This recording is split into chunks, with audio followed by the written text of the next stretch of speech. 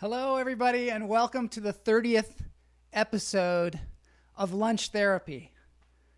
This show has shaped up to be a show where we forget about the crap that's going on. We take a little bit of time to just decompress, relax, talk about some stuff that doesn't matter. Basically build a little bit of a wall, a little bit of a moat around this time. Thank you. That's from my wife, Kamala Lopez, a big supporter of mine, of course. Happy anniversary. 30 episodes. It's fun. So it's a place where we just have fun, forget about all the crap that's going on in the world for a second, let our minds decompress, breathe. That's the first thing we're going to do today. As we always do, is we're going to take 3 deep breaths. And I recently reinforced this idea because my sister-in-law, Heather Marshall, sent me a video where there's a medical practitioner. She is a medical practitioner herself who's working on the front lines, and shout out to her. And she sent me this video that says, the deep breaths that you're doing on your show are really helpful, especially at this time. And so what the guy said is, when you breathe in, you should think about breathing in so that the back of your lungs get air. So a lot of times we breathe so shallow that the back of our lungs really don't get a chance to expand. They don't get a lot of oxygen. And we want to get as much oxygen into our body as possible, because oxygen is life. Life is good. Life is good, especially if we breathe, especially if we remember to breathe. So here we go. I probably need to breathe. I probably do. All right, so let's take in a breath. Hold it. And let it out.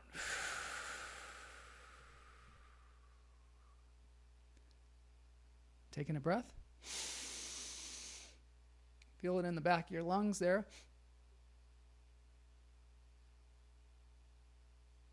And let it out.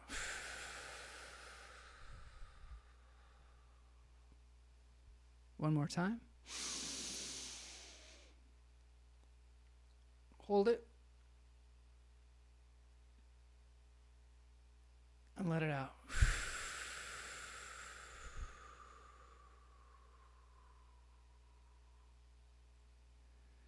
All right, it's great to be here. And now that we have relaxed ourselves, and people can jump in and jump out of this thing, and just, there's a chat room.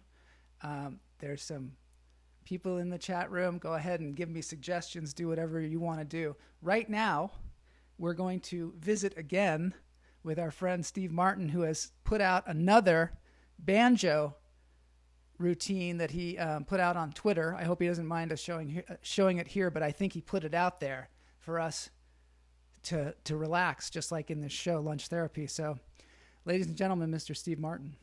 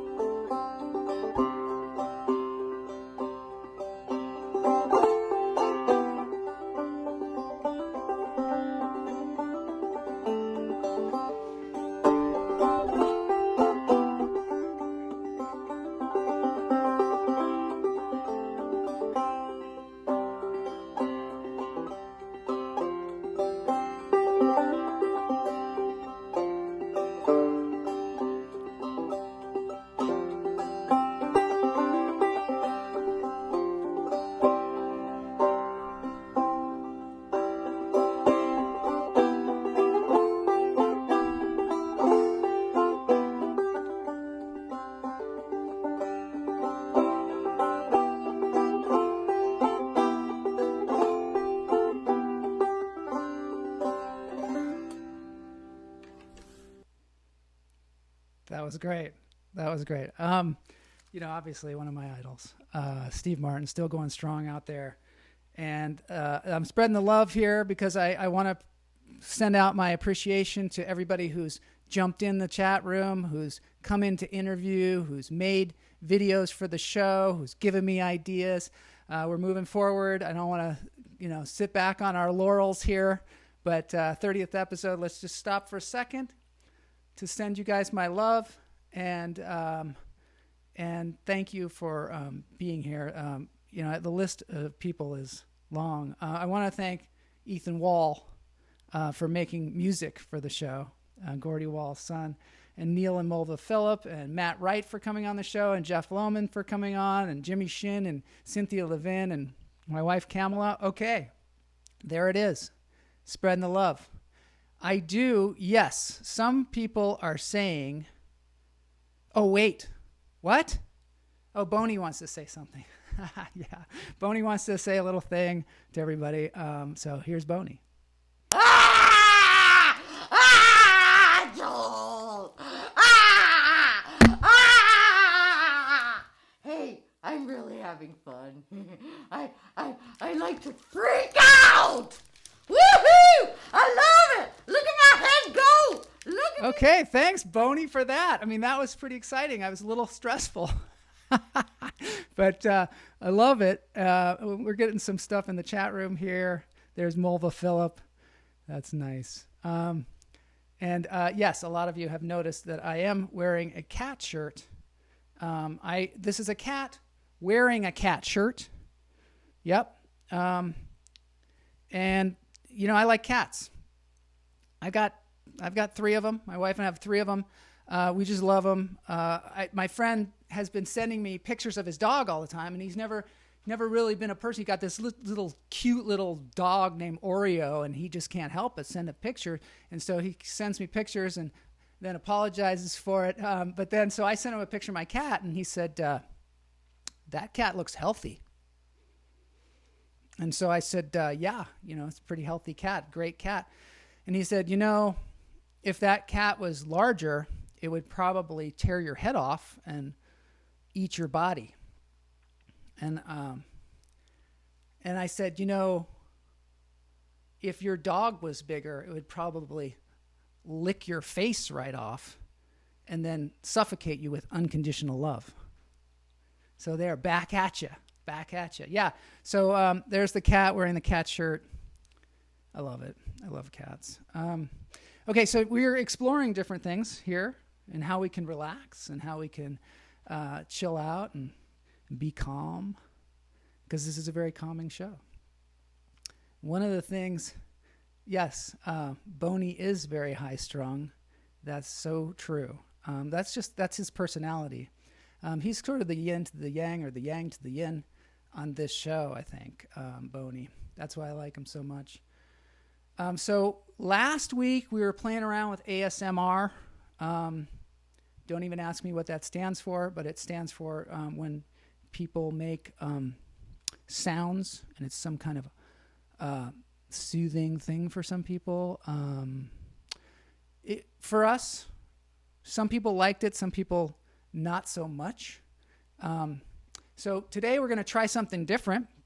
There's a video out there called the most satisfying video in the world. And I had to click on it. I'm like, what? The most satisfying video in the world? So this thing, Dig, they put out this thing, and we're going to take a look at it, see if it's, if it's soothing. And I want to hear in the chat room whether you find this beneficial or therapeutic. Here it is, the most satisfying video in the world.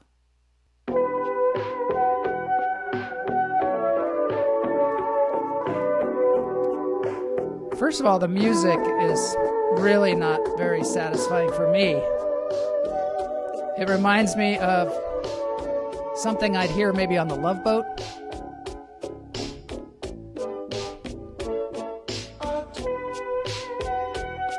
That looks like a train with no beginning or end. I don't know how satisfying that is.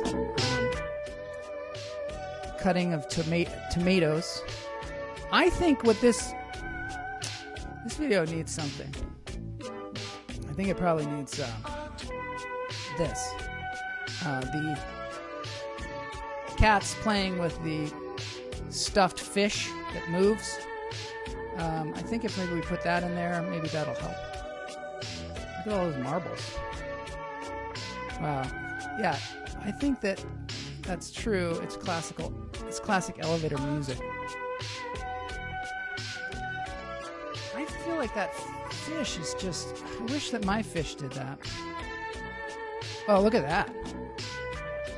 Is that really how they do that? How they paint the helmets? I don't know. I don't know. No, I think that's a trick.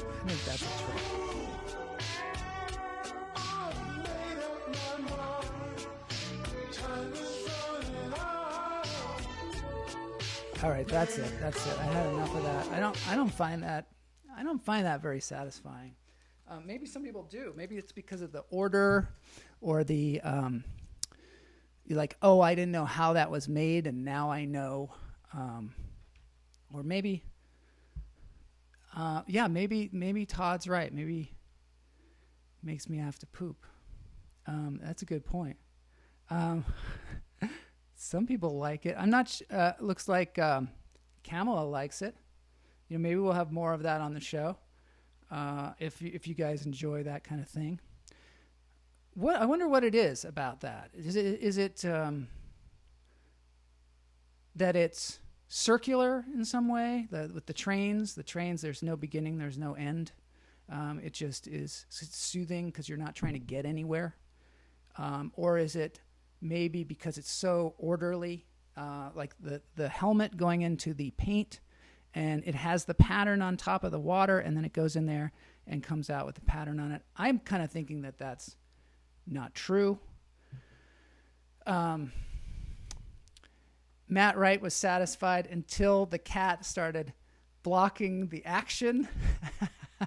Okay, so next time I won't impose my own cat videos on this. I'm trying to keep the cat videos out. My cat wants to be on the show, and I keep telling him it's not a cat show. Let's see. Mulva says, blown glass and marbles, yes, infinity trains, but not the ones involving humans. Maybe it has something to do. The blown glass, I find that soothing because of the texture and the smooth and the way it's so smooth and orderly. I think that's probably I think smooth and orderly is something that I enjoy. I'm not always like that in life, though. You know, if I could try and be more smooth and orderly. That's one of the things that I find. We're going to have a segment coming up on the show later on in the week, and it's Joel's fashion tips. And I'm going to give you guys some fashion tips because I know a lot of you out there are fashion challenged. I've seen you out there, and I see what you're doing, and I think maybe I could help. But my whole thing is that you should be as streamlined as possible, and that's what I'm always trying to achieve, is a kind of futuristic, kind of streamlined, maybe sprockets look. I know today I have this cat shirt on, but I have certain rules about fashion, and I want to pass those on to you. I'm always passing them on to Kamala, whether she wants them or not. But she's going to present me with some different kinds of fashion, and I'm going to tell you, yes or no. And maybe we'll learn something, and the chat room can probably help us out with that. Whoa! Now that's going too far, Joel. Yeah, well, Boney, I don't know if I. Whoa! Now that's going too far, Joel. Boney's trying to hijack the show. He's got his opinions. That's the thing I like about Boney, is he doesn't just sit there, but he's actually, giving me opinions and something to work against. Not just a yes man. He's not a yes man at all. He's kind of a no man. He might not even be a man at all. There's a lot of debate out there whether it's a man, whether Boney is a man or a woman. I haven't counted his ribs, so I really don't know. but maybe we can figure that out in the future. So today is today's the Halloween episode. I don't know if you guys know that. I didn't actually announce it at the beginning of the show, but did a cat scratch my nose? Yes, I have multiple marks on my face that come out in the daytime, and I think a cat did scratch my nose. In fact, a cat scratched my arm. I have cat scratch fever. That's what happens when you have cats. They're vicious little beings. So today's the Halloween episode. I brought my mask. Many of you know that I like to be Tweety Bird on the inside. Sometimes on the outside. I wore a Tweety Bird mask for much of my early life. Halloween is a great time for that. I know it's not Halloween. In fact, we're about as far away from Halloween as we possibly could be. So I thought, hey, maybe a lot of you might miss Halloween and want to participate in Halloween today.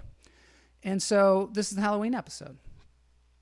Now, one of the things that spurred this on was we were talking to Jeff Lohman last week on Interview Friday. And we've got a great interview coming up this week, by the way, a surprise guest this Friday.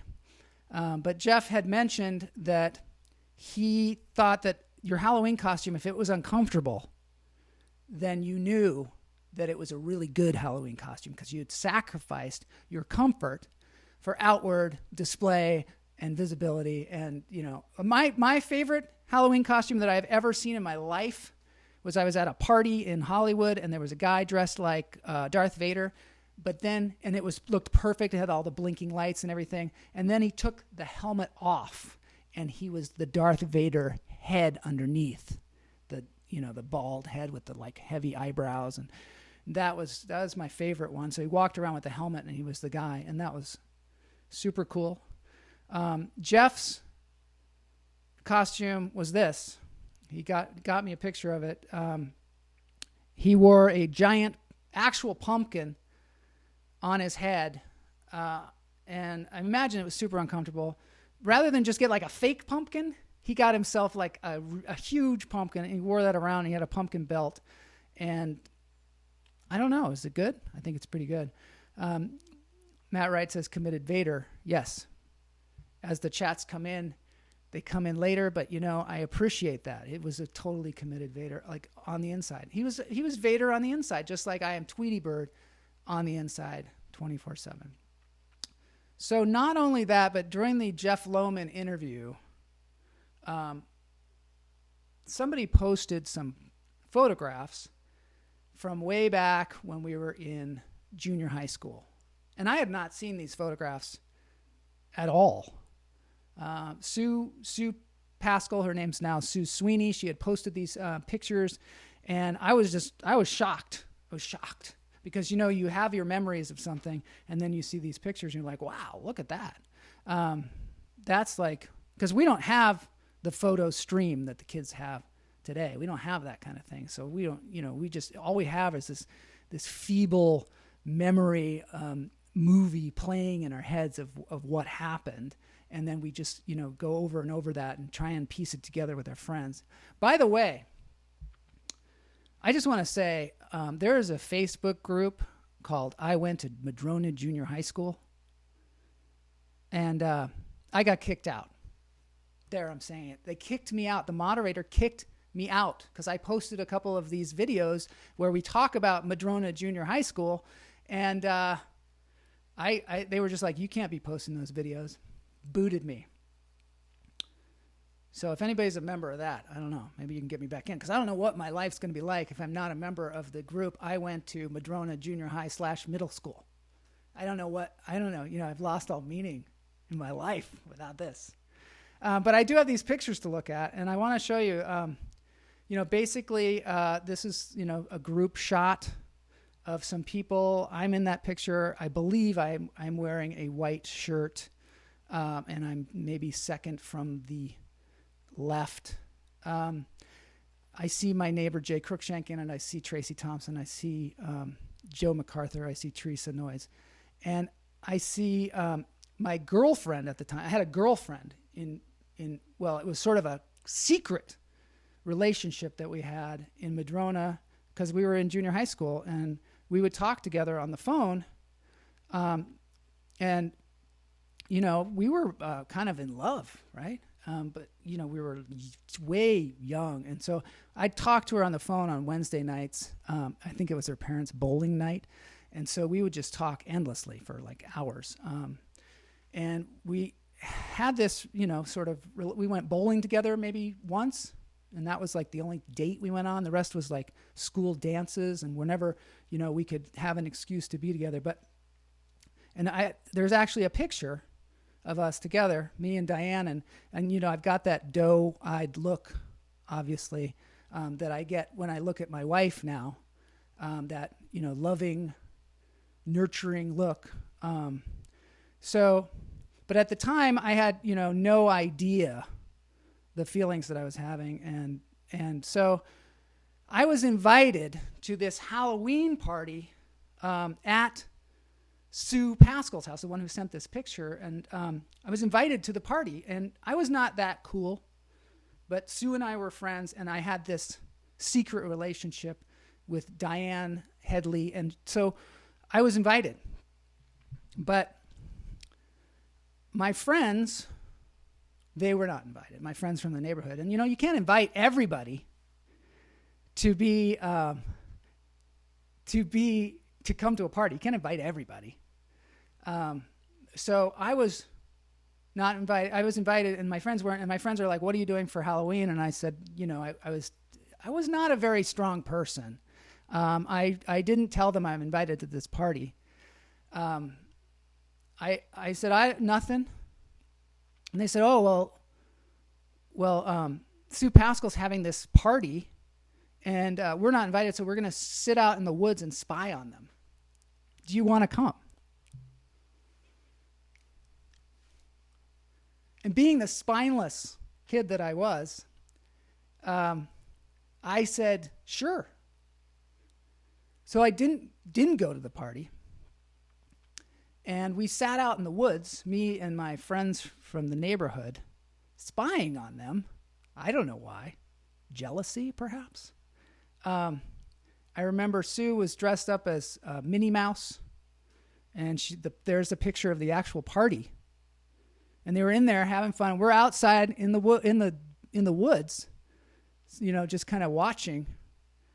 And I guess some of the guys got bored. And our parents used to give us eggs when we went out in Halloween, because we lived in a kind of, you know, there were a lot of serial killers, a lot of weird people out there in the woods of Seattle. So we had eggs for protection. And just in case somebody like tried to take us down with a lot of eggs, we had some. So they got bored. And all of a sudden, the eggs started flying at the house. You know, a lot of times you tell a story and you're like the hero of the story. Like, you know, when you talk about your life, you're kind of the hero. I'm not the hero of this story. Started throwing eggs, and you can hear them going against the house, and you can see the people in there. And I'm starting to feel like, oh no, what have I done? And then, but I can be talked into things. They ran out of eggs, and the other guy, Scott Amy, said to me, "Joel, why don't you and Paul see this is a sad story.